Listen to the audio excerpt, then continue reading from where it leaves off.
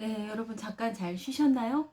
이제 계속해서 그 진도가 나가야 되는데 이게 인터넷으로 하다 보니까 나 혼자만 막 얘기를 하는데도 시간이 너무 빨리 가는 것 같아요. 그래서 진도를 좀 빨리빨리 나가도록 해 보겠습니다.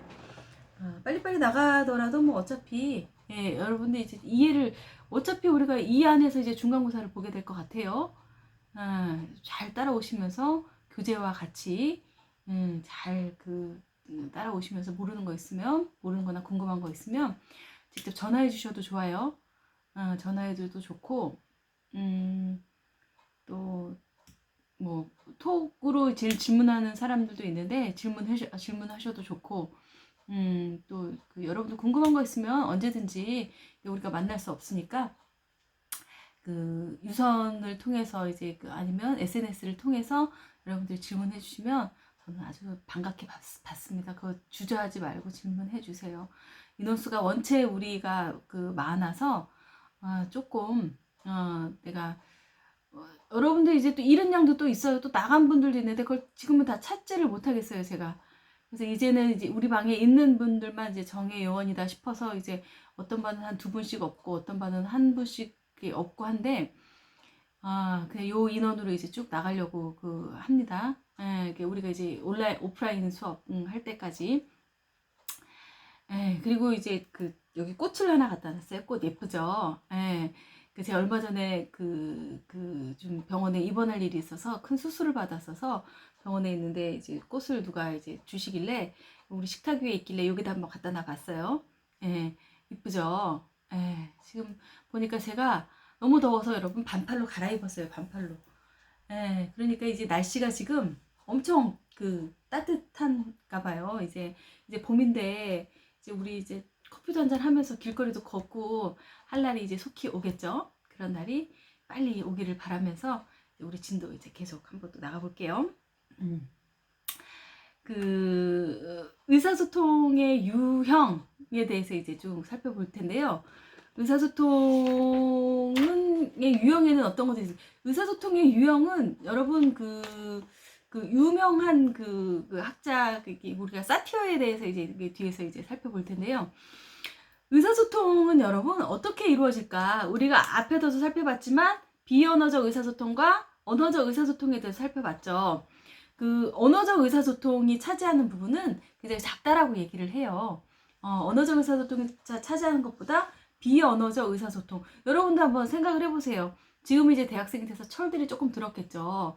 그런데 그 전에 저도 이제 아들을 둘을 키우는데 이 아들들을 키우면서 얘들의 방문 닫는 소리만 들어도 내가 이제 이 아이들의 심리 상태를 이제 알겠는 거죠. 그리고 이 아들이 이제 학교 다녀왔습니다.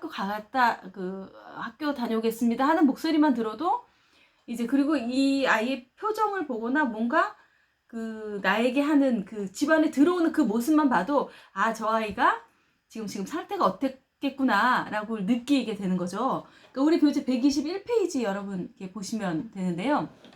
우리 교재 120페이지에 보면 언어적 의사소통과 비언어적 의사소통에 대해서 얘기를 하면서 언어적 의사소통이 10% 정도이고 비언어적 의사소통이 몇 %래요? 90% 정도를 차지한다. 라고 우리 교재에는 이야기하고 있습니다.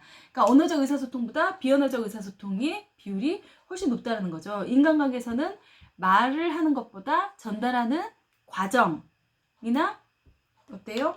표정, 눈빛, 태도 뭐 이런 것들. 우리 이제 선생님한테 혼나러 갈 때의 표정과 선생님한테 뭔가 좋은 피드백을 받으러 갈 때의 표정이 다르잖아요. 학교 다닐 때도. 그런 것처럼 이제 네가 말을 이렇게 해도 너 아니라는 거 알아. 엄마도 이런 말 잘하죠. 선생님들도 이런 말 잘하고. 이런 거 봤을 때 표정이나 눈빛, 태도 이런 것들이 의사소통에는 크게 영향을 미치고 좋은 인상을 가진 사람은 어디 가든지 좋은 인상에 또 한몫을 해요.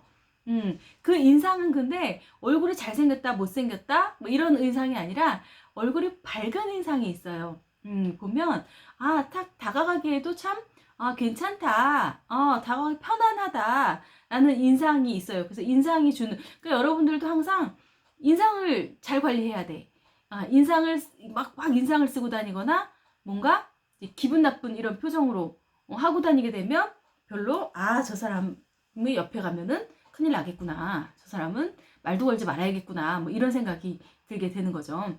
그러니까 잘생기고 못생기고의 문제가 아니라 그러한 그 비언어적인 그러한 표정이나 몸짓이나 이런 것이 우리의 언어에는 굉장히 큰 영향력을 차지한다라는 거 알아두시면 좋을 것 같고요. 그러면 의사소통의 유형의 언어적 의사소통에는 언어적 의사소통에 대해서 살펴보면 언어적 의사소통은 말로 표현하는 구어적인 방법과 쓰기를 통해서 표현되는 문서적인 방법이 있다라고 이제 우리 교재 121페이지에 보면 나와 있죠. 그 언어적 의사소통을 통해서 제한된 정보를 제공하게 되기도 하고, 그쵸? 언어적 의사소통을 통해서 제한된 정보를 제공하게 되기도 하고 사용되는 단어가 개인에 따라 매우 다양하고 문화, 환경, 교육 수준의 정도에 따라서도 서로 다를 수 있기 때문에 어때요? 의미 전달에 있어서 한계와 왜곡이 발생될 수도 있다. 라는 거. 그러니까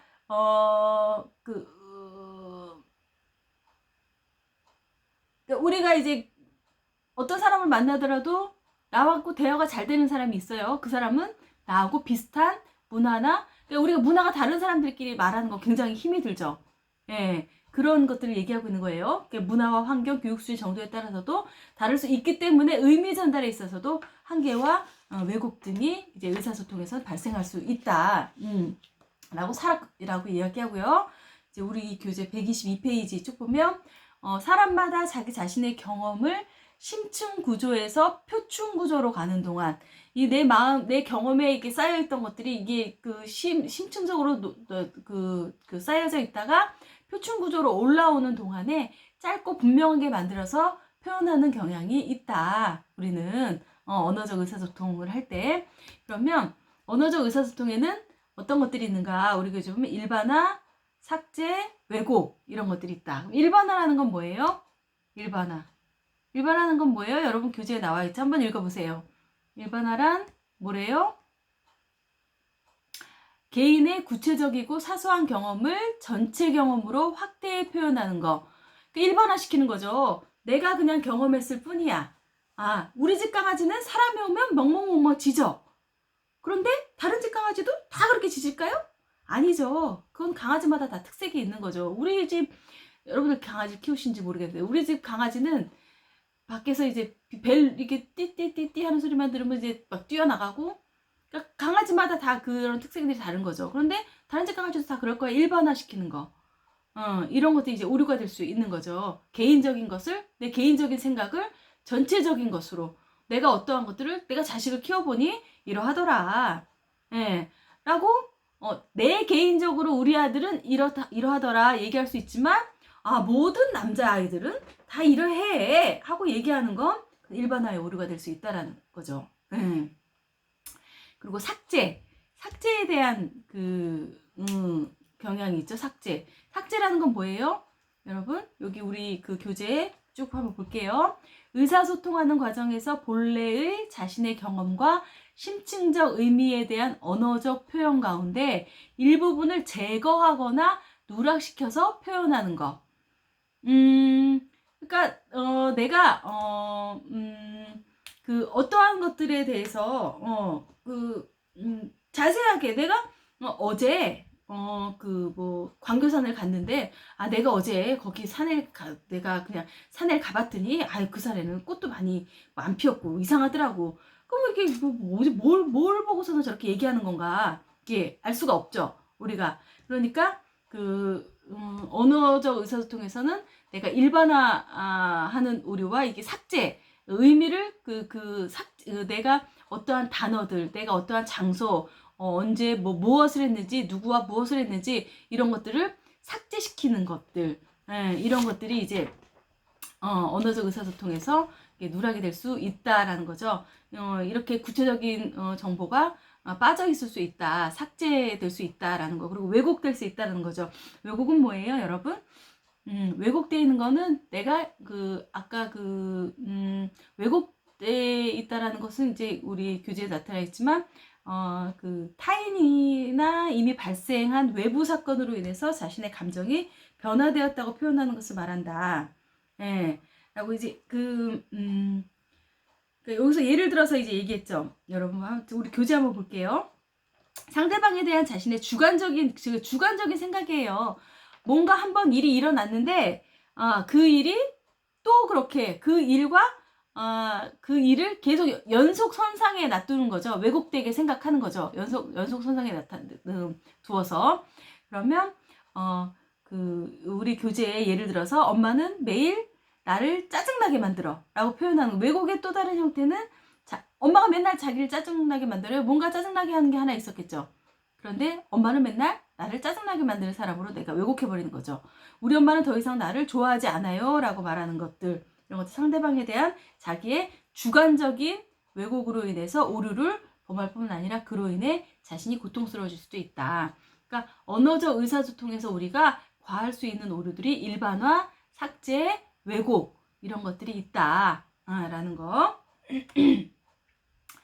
그 비언어적 의사소통. 여러분, 비언어적 의사소통이 아까 우리가 그 교재에서 봤다시피 몇 프로를 차지한대요? 거의 대부분을 차지한대요. 그쵸? 비언어적 의사소통. 그러면은, 여러분, 나도 지금 여러분들에게 굉장히 어색해요. 이렇게 개인적인 장비로, 사이버에서 강의할 때는 이게 프로듀서 하시는 분이 있고, 그 강의를 다시 또 편집해 주시는 분이 있고, 나는 근데 내가 스스로 이 강의를 녹화를 하면서 여러분들에게 이게 전달을 하고 있죠. 이런 것들을 하면서도 나도 굉장히 좀 어색하고 조금 뭐라 그럴까?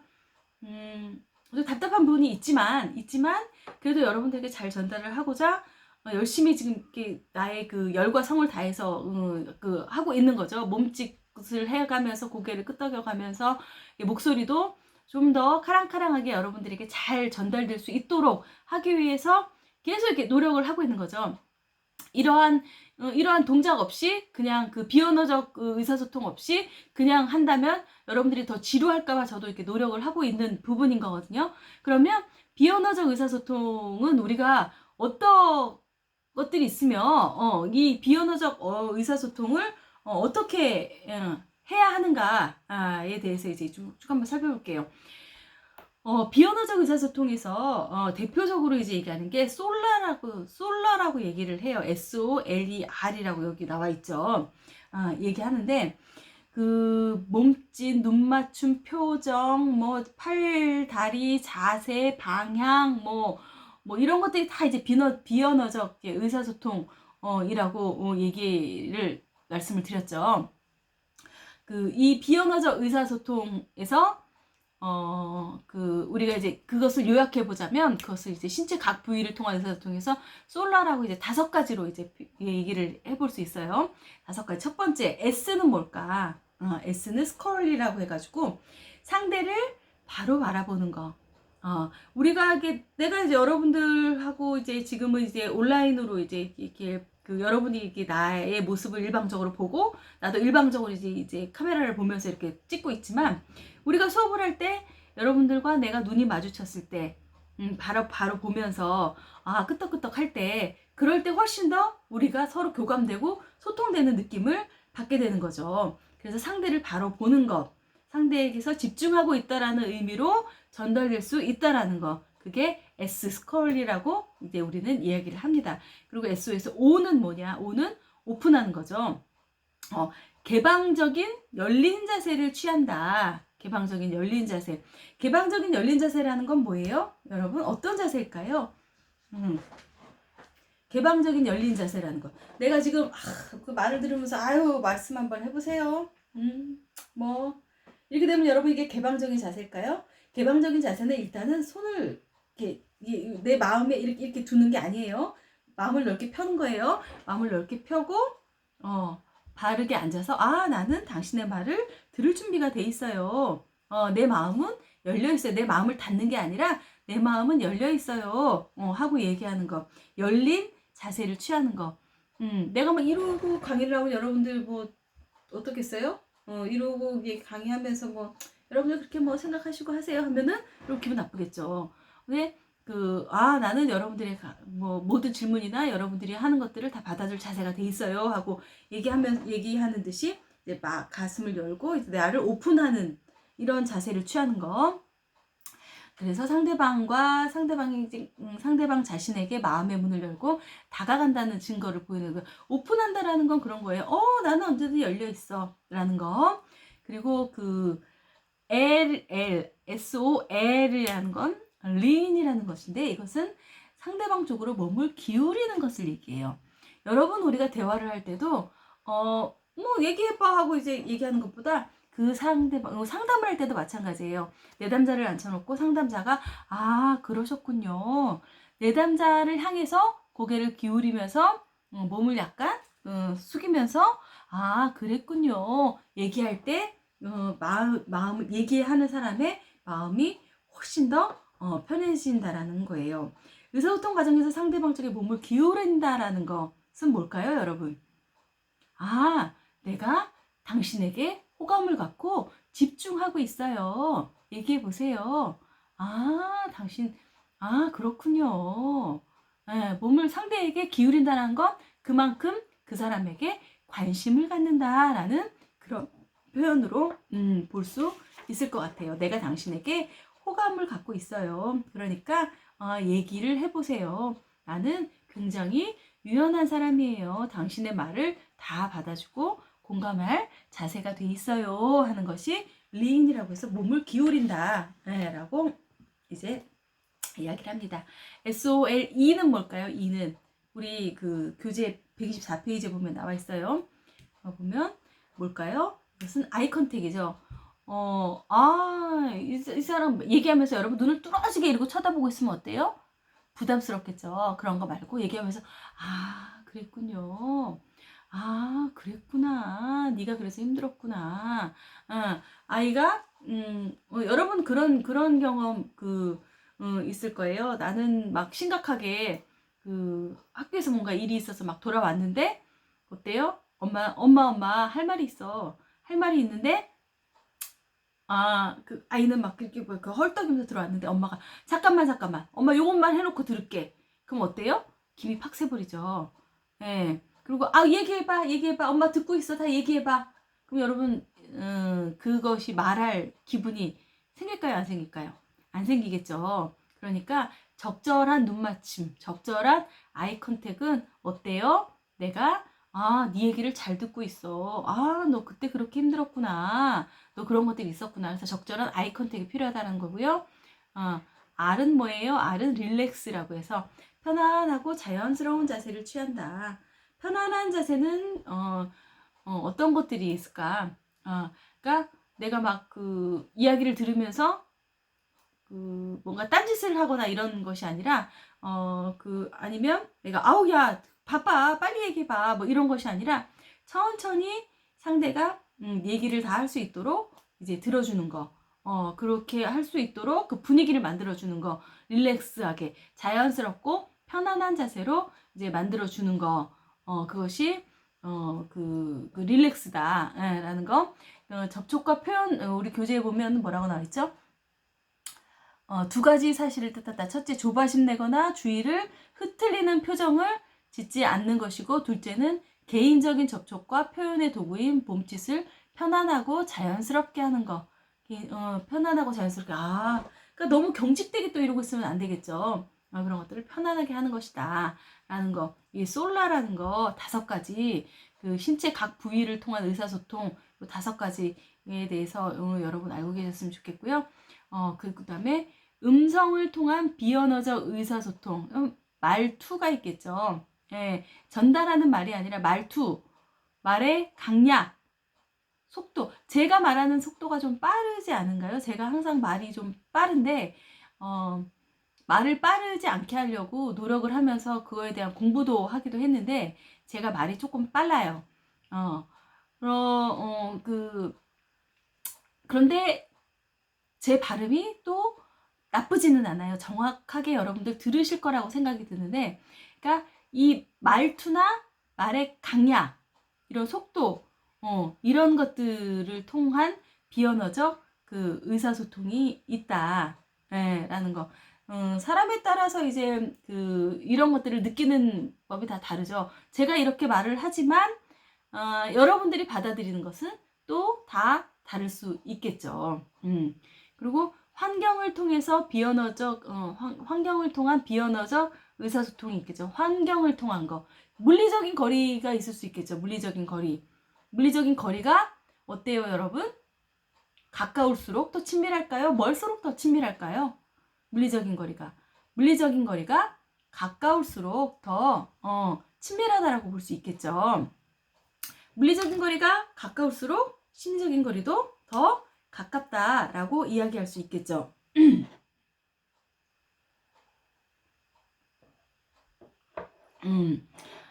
그래서 우리 교재에 보면 교재 124페이지에 보면 환경을 통한 비언어적 의사소통에서 친밀한 거리 40에서 45cm는 친밀한 거리라고 해서 자신과 타인 사이에 존재하는 가장 가까운 거리를 말하고요. 사랑하는 부부나 아기를 돌보는 그 어머니의 모습 이런 것들을 이제 친밀한 거리라고 얘기하고요. 개인적인 거리는 나와 가까운 사람들, 가까운 이제 가까운 가족들을 얘기하죠. 이제 부부 관계나 이제 부모 형제 관 부부 관계나 부모 자식 관계에서는 거의 거리가 없죠. 어릴 때나 이럴 때. 그래서 개인적인 거리 45에서 120cm. 친구나 가족, 동료, 함께 친밀한 대화를 나눌 수 있는 거리. 사회적 거리는 120에서 210cm. 공식적인 사업상의 만남, 면접, 복도를 지나갈 때 인사하는 사무적인 형태 상호작용이 일어나는 거리고요. 공적인 거리는 210에서 280m. 공식적인 모임에서 청중 앞에서 강의를 하고 있는 조금 먼 거리를 얘기하는 것이 이제 공적인 거리다. 여러분과 저와의 거리가 공적인 거리라고 얘기할 수 있죠. 하지만 그 공적인 거리에서 지나쳐서 더 친밀한 사회적인 거리나 개인적인 거리 등의 대화를 나눌 수 있는 관계도 될 수 있다라는 거.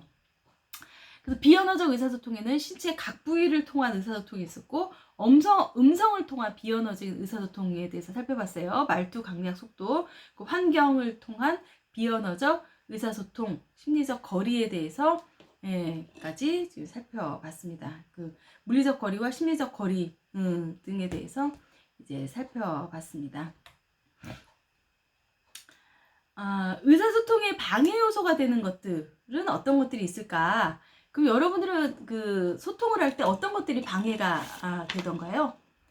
의사소통에 방해가 되는 것들이 어떤 것들이 있어요? 막 너무나 자기 주장만 하는 사람들이 있죠. 자기 주장만 얘기하고 자기 얘기만 막 하려는 사람들이 있죠. 그리고 어때요? 자기 생각을 다른 사람에게 막 주입시키려고 하는 사람도 있어요. 그런 사람들을 만나면 여러분들은 어떤 느낌이 드시나요? 느낌이 어때요? 저 사람은 정말 똑똑하구나. 내가 저 사람을 잘 따라가야겠구나. 저 사람 얘기가 다 맞아. 나도 저 사람처럼 이렇게 해야겠다. 이런 생각이 드시나요? 아니겠죠? 그러면 우리는, 저 사람 보고 있는 거 너무 힘들어. 너무 지루해. 우리는 의사소통에 있어서 듣는 것과 말하는 것에 배분을 잘 해야 된다라는 거죠.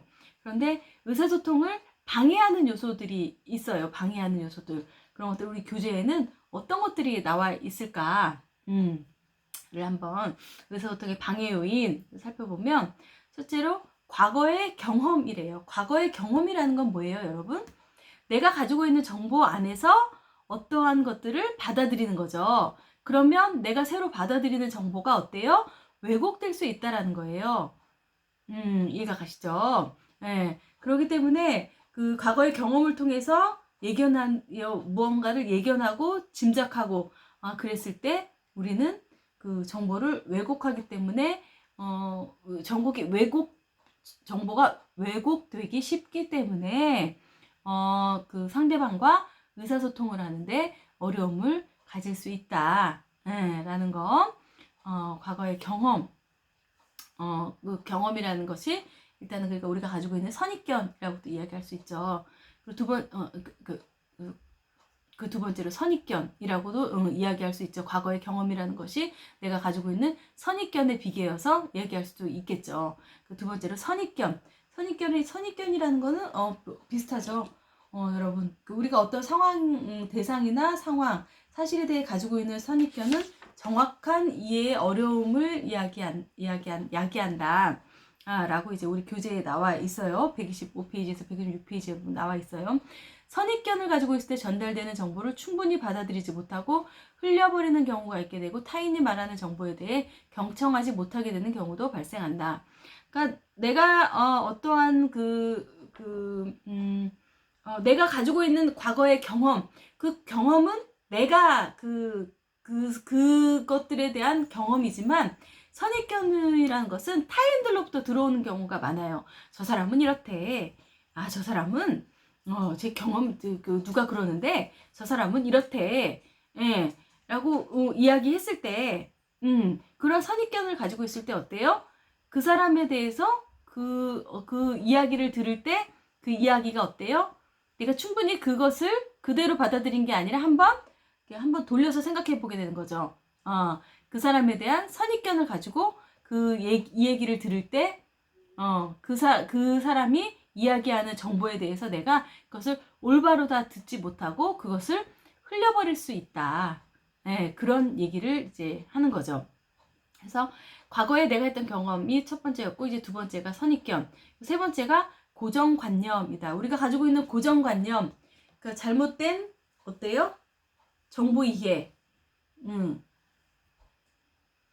그러니까 잘못된 고정관념이 이제 스테레오타입이라고 아까 이렇게 얘기했는데, 우리가 고정관념을 스테레오타입 효과라고 이제 또 얘기를 하거든요.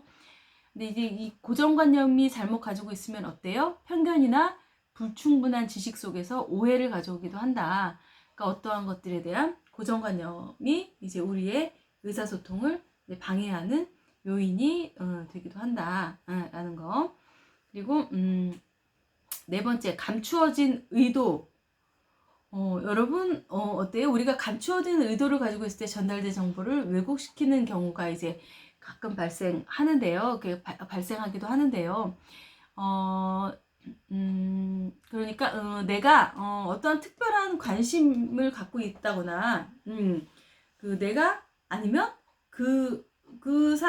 어떠한 그 관계에 있어서 내가 특별한 관심을 갖고 있다거나, 아니면 내가 불편한 관심을 갖고 있다거나, 싫은 관심을 갖고 있다거나, 불만을 갖고 있다거나, 이럴 때 어때요? 의식적이거나 또는 무의식적으로 대화를 방해하거나 자신의 목적에 맞춰서 대화를 유도해 나가기도 한다. 뭔가 의도를 가지고 자기가 의도하는 대로 그것을 이제 끌고 나가려고 하는 그런 의도가 있는 그런 대화를 하게 되면 어때요, 여러분?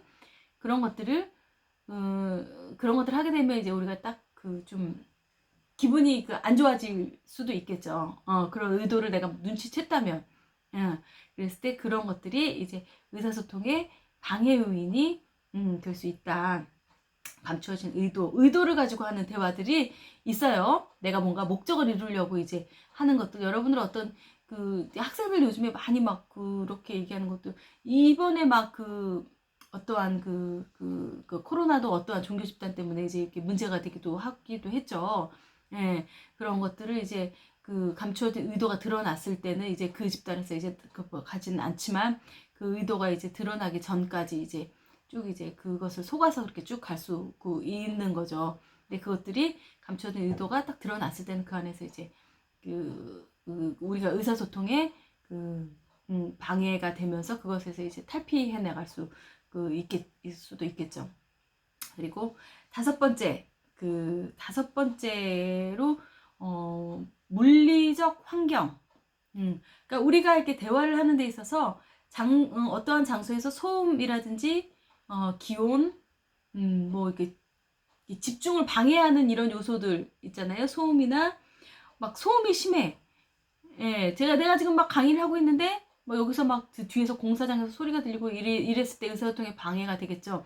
아니면 아까는 앞 시간에는 너무 더워서 제가 말이 안 나오더라고요. 말이 안 나와서 내 머릿속에 빨리 이게 옷을 좀 갈아입었으면 좋겠다. 이 옷이 너무 덥다. 아까 입은 옷이 너무 덥다. 막 이런 생각이 계속 막 들었었거든요. 그리고 그런 것들이 또 집중을 방해하는 조건들이 있겠죠.